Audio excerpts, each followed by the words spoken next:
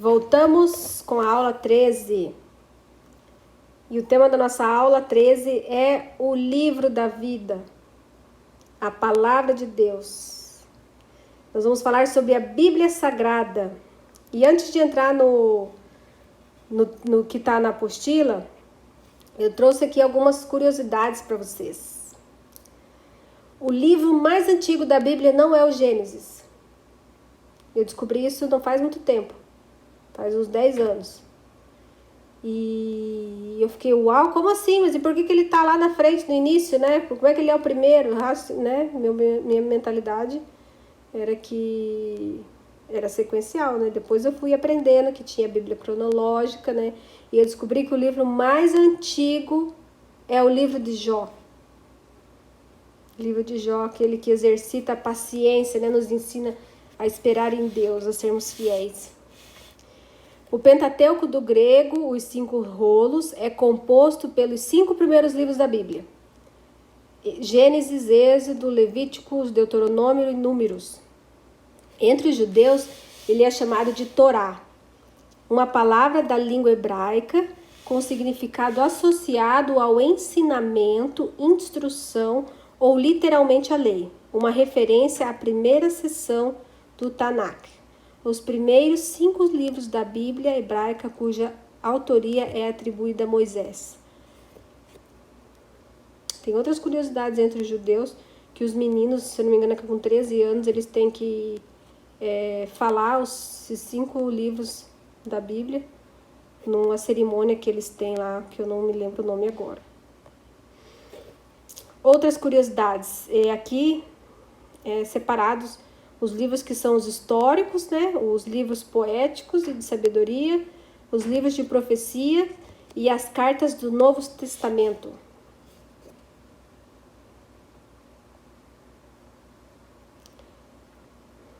Lá na apostila. Então a Bíblia é o quê? Ela é a palavra de Deus.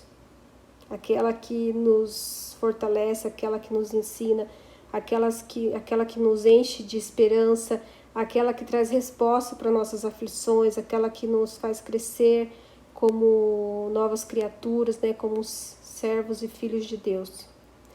Quem foi que escreveu a Bíblia? Homens inspirados por Deus, por isso chamamos de palavra de Deus. Se eu falar quem escreveu a Bíblia, foi Moisés, foi Paulo, foi um monte de gente. Ok, foi sim, foi todos esses homens aí. Mas todos eles foram inspirados por Deus. E o que vocês acham? Existe algum erro na Bíblia? Não vale culpar a editora se teve um erro de tradução, alguma coisa assim. Estamos falando de erro, né? No contexto todo. Não existe nenhum erro na Bíblia, tá? Nós precisamos de outros livros para basear a nossa fé além da Bíblia? De forma alguma. Não precisamos. Nós precisamos conhecer ela, né? Como basear a nossa fé? A gente já falou na outra aula que fé é para aqueles que creem, né? Eu creio que Jesus é o Filho de Deus, que ele morreu por mim na cruz, né? E eu creio na palavra de Deus. Eu creio no que está escrito na Bíblia. E tudo isso só é possível se você ler, né, se você fizer os seus devocionais, se você refletir na palavra de Deus, se você ruminar na palavra de Deus, se você buscar entender a palavra de Deus. Né? Não simplesmente ler algo lá e não entender e ficar por isso mesmo. A gente tem que buscar, a gente tem que ser curioso. Né? Há qualquer outro livro além da Bíblia que foi inspirado por Deus? Não, também. Tá? O único livro deste mundo que foi inspirado por Deus é a Bíblia. Tá? Lembra lá na aula, acho que foi na 11 que eu falei, nós vamos falar um pouco sobre as seitas, né? Então, por que nós temos que, eu falei lá que nós temos que fugir das falsas seitas, né? Os testemunhos de Jeová, por exemplo, qual que é a base deles? Eles sim. Se você fala, mas eles também têm a Bíblia, né? Eles também seguem a Bíblia. Sim, só que eles não baseiam tudo aquilo que está na Bíblia como palavra de Deus. Eles também têm outros ensinos, né, que é conhecido como torre de vigia. Então, os testemunhos de Jeová é a Bíblia, mais os ensinos da torre de vigia, é igual a palavra de Deus para eles, né? A Igreja Católica é a Bíblia, mais os dogmas e tradições dos papas, que é igual a palavra de Deus. Os adventistas, a Bíblia, mais os ensinos da Ellen Goldwright, que é igual à palavra de Deus. A Igreja de Jesus dos Santos dos Últimos Dias, a Bíblia, mais os livros dos Mormons, que é igual à palavra de Deus. Os maçons, não sei, porque é uma sociedade secreta, eles não deixam a gente descobrir muita coisa, mas eles também têm um livro, né? E dentro da maçonaria é um negócio mais interessante ainda, porque lá dentro tem testemunho de Jeová, lá dentro tem muçulmano, lá dentro tem católico, tem, né, tem até evangélico. Então ali o negócio é mais complexo, vamos dizer assim. E nós, né, nós evangélicos, nós cremos na Bíblia, somente a Bíblia, porque ela é a palavra de Deus, tá?